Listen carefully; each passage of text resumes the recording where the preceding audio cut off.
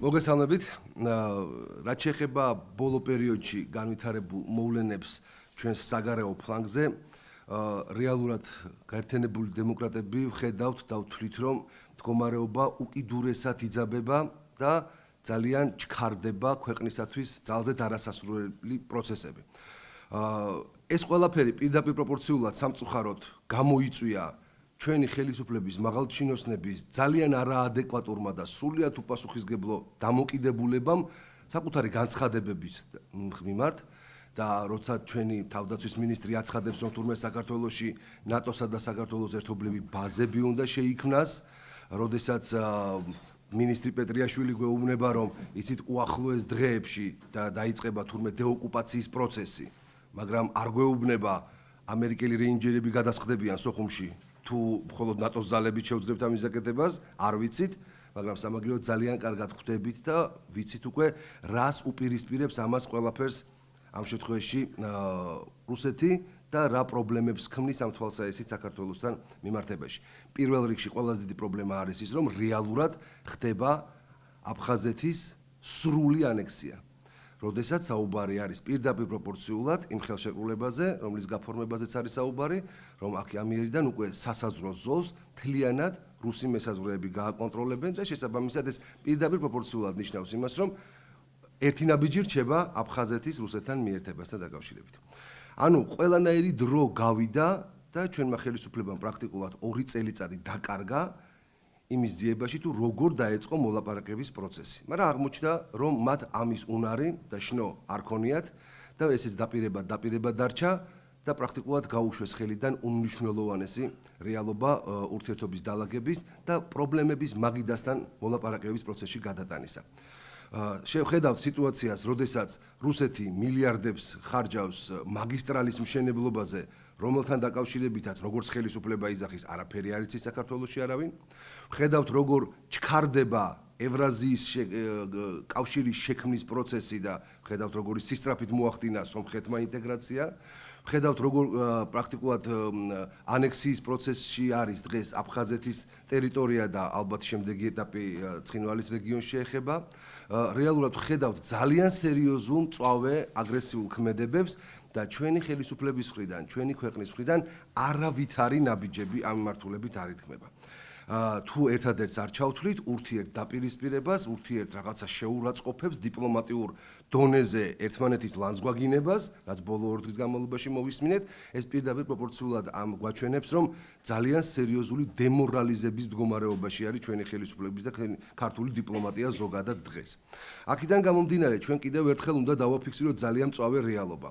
რომ არა ხელისუფლების და კონკრეტულად ბიძინა ივანიშვილის მიერ ჩვენი საზოგადოების ძალიან სერიოზულად სიცრუეში შეყვანა და ტყუილის თავზე მოხვევა და დანაპირებების გაცემა საპრეზიდენტო არჩევნების წინ, ჩვენი ქვეყნის მოსახლეობა არ შევიდოდა ამ შეცდომაში, არ შეცდებოდა და მას რომ გაეკეთებინა სწორი არჩევანი და ყოველგვარი გადაჭარბების გარეშე შემიძლია გითხრათ, რომ არ ყოფილიყო მარგველაშვილი ხათრით არჩეული პრეზიდენტი და ქვეყანას დღეს ყოლოდა პრეზიდენტად იგივე ქალბატონი ნინო ბურჯანაძე, მერწმუნეთ, რომ ეს პროცესი დიდი ხანია დასრულდებოდა. ეს პროცესი ყოველ შემთხვევაში დიდი ხანია დაიწყებოდა, რასაც ქვია მოლაპარაკების და პრობლემების მაგიდასთან გადატანის პროცესი. და ამ დაგვარ ვითარებაში ნამდვილად ახლა არ აღმოჩნდებოდით. სამწუხაროდ ჩვენ ყველანი ვხედავთ, რომ სხვა გამოსავალი დღეს ქვეყანას არ აქვს გარდა იმისა, რომ დაიწყოს დიალოგი და ყველაფერი გააკეთოს იმისათვის, რომ მოლაპარაკების პროცესი წარმართოს თავის ჩრდილოელ აგრესორთან. პირდაპირ გეტყვით, ეს არის ურთულესი პროცესი, მაგრამ სხვა ალტერნატივა დღეს ჩვენს ქვეყანას არ აქვს. ჩვენ პრაქტიკულად დაკავებულნი ვართ ისევ და ისევ ერთმანეთის მოტყუებით, თვალებში ნაცრის შეყრით საზოგადოებისათვის, რომ ეხა დეოკუპაციის პროცესი დაიწყება, რომ ეხა ბაზები შეიქმნება თურმე ქვეყანაში, რომ ეხა იქ რაღაც ანტიტერორისტულ ძალებს გავწვრთნით და ეს ყველაფერი უპრობლემოდ ყოველგვარი რეაგირების გარეშე ჩაივლის ჩვენი აგრესორი ჩრდილოელი მეზობლის მხრიდან.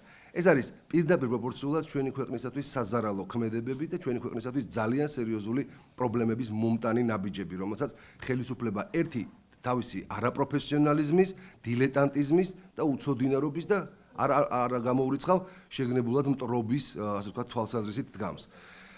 მდგომარეობა სასწრაფოდ გამოსასწორებელია. ამ ხელისუფლებას ამ მდგომარეობის გამოსწორების არანაირი უნარი არ აქვს, მაგრამ პირდაპირ გეუბნებით და გამოკვეთილად შემიძლია ერთ და იგივე გავიმეორო მუდმივად, რომ ვართ უმძიმესი რეალობის წინაშე. ვართ ძალიან სერიოზული საფრთხეების წინაშე და ეს საფრთხეები ყოველდღიურად ჩანს, უბრალოდ ადეკვატური რეაგირება მათზე ჩვენი ხელისუფლების მხრიდან არ არის.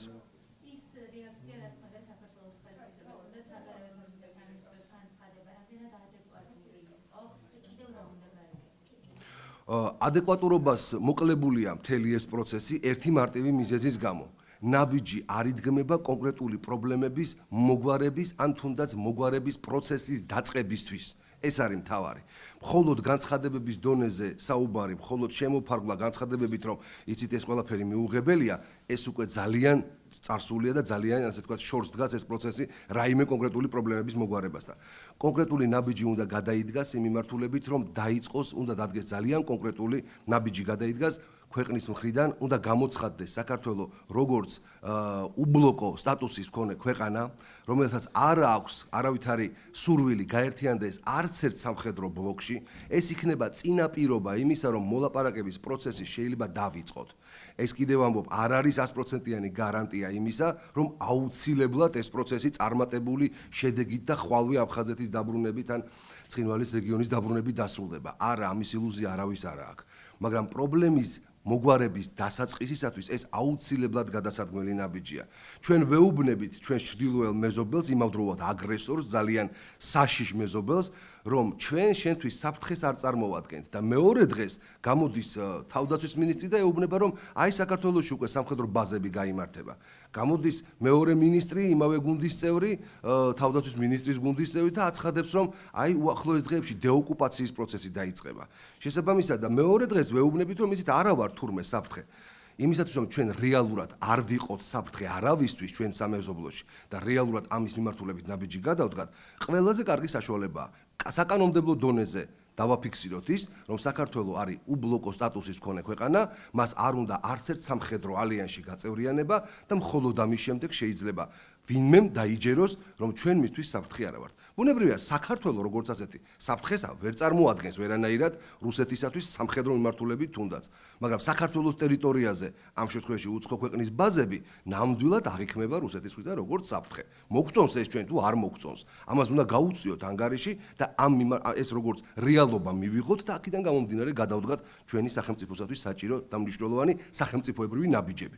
თუ ამას არ გავიაზრებ და მხოლოდ გულზე მჯიღის ცემით ერთმანეთს მოვატყუებთ, რომ აი ბაზები ახლა გაიხსნება, მეორე იტყვის, რომ აი დეოკუპაციის პროცესი ახლა დაიწყება და მხოლოდ ვიძახებთ იმას, რომ აი დღეს თუ არა ხვალ უკვე ნატოში შევალთ და ზეგდილას ევროკავშირის წევრები გავხდებით და ერთმანეთს ასე მოვატყუებთ ყოველდღიურად, ზედათ ხელისუფლება მოატყუებს საზოგადოებას, ამით მხოლოდ მივდივართ იმ ჩიხისკენ, სადაც ძალიან რთული იქნება გამოსვლა. და კიდევ ამბობ, პრაქტიკულად დახურული არის უამრავი კარი მოლაპარაკებების პროცესისათვის უკვე ჩრდილოეთის მიმართულებით, მაგრამ ჯერ კიდევ არის ამისი საშუალება. სამწუხაროდ ამ ხელისუფლებას უკვე აღარა აქვს არანაირი ბერკეტი ხელში. და შესაბამისად ძალიან სერიოზულად უნდა ვიფიქროთ იმაზე, რომ ქვეყანაში ჩატარდეს ვადამდელი საპარლამენტო არჩევნები და არსებული რეალობა უკვე არამხოლოდ სახელისუფლებო დონეზე გამოსწორდეს. ქვეყნის ელემენტარულად საერთაშორისო ასპარეზზე მდგომარეობის გამოსწორებაა დღის წესრიგში დამდგარი.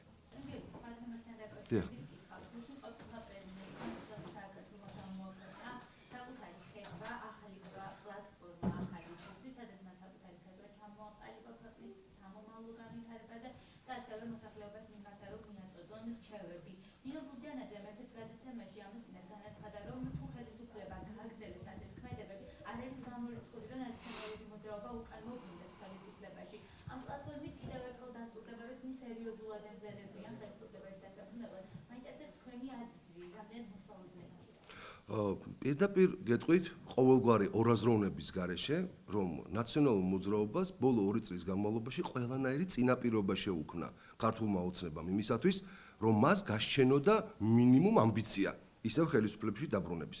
ეს არის პოლიტიკური ძალა, რომელიც 2 წლის წინ, როდესაც 1 ოქტომბრის არჩევნები მოხდა, ამ პოლიტიკურმა ძალამ არ იცოდა სად დამალულიყო და მისმა აქტივისტებმა და ზონდერ ბრიგადის წარმომადგენლებმა, აღარ ვლაპარაკობ მაღალჩინოსნებზე, აღარ იცოდნენ რომელი მონაკვეთი გადაეკვეთათ საქართველოს საზღვრის და სად გაქცეულიყვნენ. უბრალოდ ამის ფინანსური რესურსი ყველას არ ქონდა. და სახლიდან არ გამოდიოდნენ ეს ადამიანები იმის შიშით, რომ ამ პარლამენტო არჩევნებს მოყვებოდა უპირველეს ყოვლისა ძალიან მნიშვნელოვანი პროცესი საზოგადოების მხრიდან დაკვეთილი, რასაც სამართლიანობის აღდგენის პროცესი ქვია. და დარწმუნებულები იყვნენ, მეც დარწმუნებული ვიყავი, რომ ეს ასე მოხდებოდა და ვერ წარმომედგინა სხვანაირად. მაგრამ უცებ რამდენიმე თვეში ამ ადამიანებმა დაინახეს, რომ არავითარი სამართლიანობის აღდგენის პროცესი არ მიმდინარეობს. 2-3 ადამიანი ყავთ დაკავებული მაღალჩინოსნები და დაუსრულებლად მათი სასამართლო არის, ასე ვთქვათ, მთავარი განხილვის საგანი და მათი გამართლება თუ მათი გამტყუნება და ხან ერთი ხან მეორე. მოგეთ დაინახა ყველამ, რომ არავითარი მაგის საშიშროება არ არსებობს. ეს ხელისუფლება არავითარი სამართლიანობის აღდგენი არ არის. ამიტომაც გამოცოცხლდნენ. დაინახეს, რომ რეანიმაციაში მყოფი ნაციონალური მოძრაობა ნელ-ნელა გამოვიდა მდგომარეობიდან და საავადმყოფოდანაც გამოვიდა. შესაბამისად, წელს ზაფხულში გამოგვიცხადეს, რომ აი ეხლა დამთავრდება ეს ზაფხული, შემოდგომა მოვა და ჩვენ აქციებსაც დავიწყებთ და ხელისუფლებაში რევოლუციური გზებით დაბრუნებითაც გვემუქრებიან. ეს პირდაპირ პროპორციულად არის დღევანდელი ხელისუფლების დანაშაული, რომელსაც არც საერთაშორისო დონეზე არ შეუძლია ელემენტარულად დაუმტკიცოს მთელ მსოფლიოს, იგივე ევროსაბჭოს, რომ ნაციონალები არიან დამნაშავე პოლიტიკური ორგანიზაციის წარმომადგენლები. ძირითადად ხელმძღვანელობაზე მაქვს საუბარი. და ეს არის პოლიტიკური ძალა, რომელიც პირდაპირ შეიძლება ვთქვათ, რომ არიან კილერები, რომლებიც ზღვაში კლავდნენ ადამიანებს და მერე იქ აგდებდნენ. და რამდენია ესეთი ადამიანი ჩაგდებული ზღვაში და მოკლული რაღაცა არაადამიანური, რაღაც მე-19 საუკუნის რაღაცა ველური დასავლეთის პრინციპებით, ღმერთმა უწყის, ხო, რამდენიმე გაიხსნა და გავიგეთ. რამდენი ადამიანია დაკარგული უგზო-უკლო და კიდე რამდენს გავიგებთ, ღმერთმა უწყის. შესაბამისად, პირდაპირ შემილია გითხრათ, არა მხოლოდ ის პოლიტიკური ძალა, რომელსაც ნაციონალური მოძრაობა ქვია და უპირველეს ყოვლისა მიხეილ სააკაშვილი, არამედ ყველა ის ადამიანი, რომელიც მას მხარს უჭერს, შემიძლია ვთქვა, რომ არის აი ამ მკვლელობის თანაზიარი. ის, ვინც ამართლებს და ვინც თulis და მხარს უჭერს იმ პოლიტიკურ ძალას, რომელიც ხელმძღვანელები უკვეთავდნენ თავიანთ ქვეშევრდომებს ადამიანების მკვლელობას, ისინიც არიან ამაში თანამონაწილენი. მათ არავინ არ მოუკლავთ მხარდამჭერებს, მაგრამ ამ ყველაფრის გამართლებით ისინი თანამოზიარენი არიან და პასუხისმგებელნი არიან იმ დანაშაულებებზე. ეს ყველამ უნდა გაიაზროს. ყველა ნაციონალური მოძრაობის ხმის მიმცემმა ადამიანმა. მათი რაოდენობა არ ვიცი, ხა იქ 5%-ია, 7%-ია თუ 8%-ია. ყველამ უნდა იცოდეს, რომ ისინი ხელს აწერენ, რომ იყვნენ თანამოზიარენი მკვლელობისა. და ხა მიხეილ სააკაშვილმა რა უნდა მოუწოდოს საზოგადოებას?